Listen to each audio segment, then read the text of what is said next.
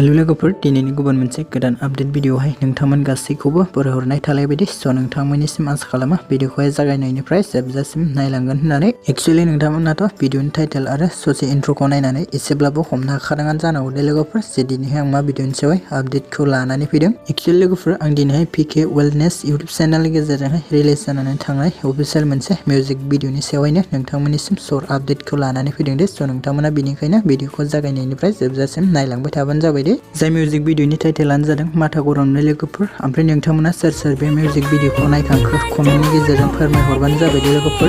Actually लोगोफोर जोंहा बे माथा गरम मोनसे अफिसियेल मिउजिक भिडिअहायनो गाहायै फाव खालामनायखौ नुनो मोन्दों अनसुमै बर' बिथांजों लोगोसे पिके दैमारि बिथांखौ दे लोगोफोर। ओमफ्राय लोगोफोर बे मिउजिक भिडिअहायनो जों गाहायै फाव खालामनायखौ नुनो मोन्दों पिके दैमारि बिथांजों लोगोसे अनसुमै बर' बिथांखौ दे लोगोफोर। आरो लोगोफोर बे माथा गरम अफिसियेल मिउजिक भिडिअनिनो देंखोखौ होदों फुंबिलि बसुमतारी बिथांजों लोगोसे पिके दैमारि बिथाङा दे लोगोफोर। आरो बे मिउजिक भिडिअनिनो मेकआपखौ खालामदों सुषमाया दे लोगोफोर।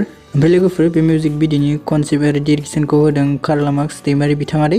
लोगोफोर सोर दासिमबो जुदि बे माथा गरम अफिसियेल मिउजिक भिडिअखौ नायहैयाखै अब्ला नोंथांमोना थाबैनो पिके वेलनेस इउट्युब चेनेलाव थांनानै नायनानै लाहैबानो जाबाय दे लोगोफोर।